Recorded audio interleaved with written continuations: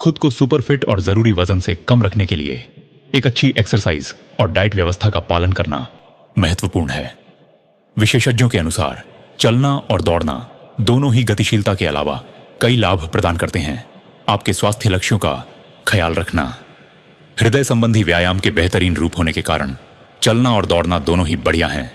जरूरी नहीं कि दोनों में से कोई भी एक दूसरे से बेहतर हो, लेकिन अगर आप यह जानना चाहते हैं कि कौन सा बेहतर है, 1 किलोमीटर दौड़ना या चलना, देखते रहें। विशेषज्ञों के अनुसार औसतन आप दौड़ने से प्रति किलोमीटर लगभग 60 कैलोरी जला सकते हैं और पैदल चलने से उतनी ही दूरी के लिए 50 से 70 कैलोरी जला सकते हैं। हालांकि अगर आप ज्यादा कैलोरी जलाना चाहते हैं या तेजी से वजन कम करना चाहते हैं तो दौड़ना निश्चित रूप से एक बेहतर विकल्प है। हालांकि पैदल चलना भी बहुत पीछे नहीं है।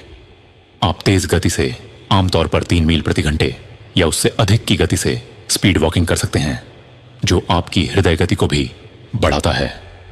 आप अपनी सामान्य गति से चलने के बजाय स्पीड वॉकिंग करके प्रति मिनट अधिक कैलोरी जला सकते हैं।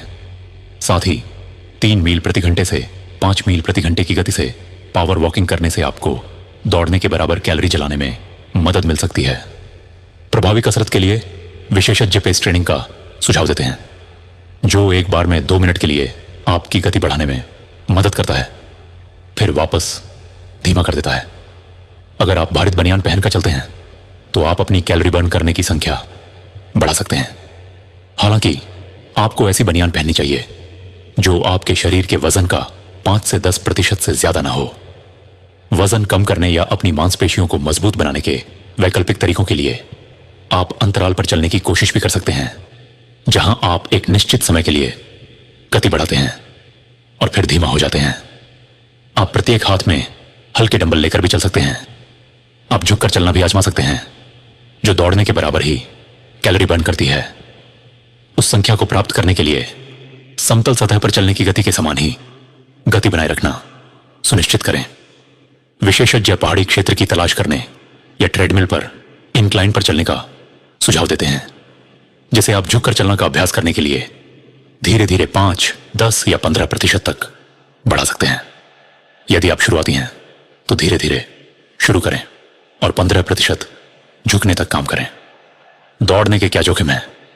भले ही दौड़ना आकार में आने और अपने सपनों का वजन हासिल करने का एक शानदार तरीका है, लेकिन यह एक उच्च प्रभाव वाली कसरत है जो लंबे समय में आपके शरीर पर भारी पड़ सकती है। अध्ययनों से पता चलता है कि समय के साथ लगातार और नियमित रूप से दौड़ने से आम अतिप्रयोग की चोटें हो सकती हैं, जैसे तनाव भंग मांसपेशियों में दर्द, जोड़ों का दर्द, सांस की समस्याएं, आईटीबी घर्षण। डॉक्टरों का अनुमान है कि हर साल 50% से अधिक धावक चोट का अनुभव करते हैं, जो उन्हें दौड़ने से रोकता है। और इसीलिए आप इसके बजाय चल सकते हैं, क्योंकि यह चोट के समान जोखिमों के साथ कई स्वास्थ्य लाभ प्रदान करता है।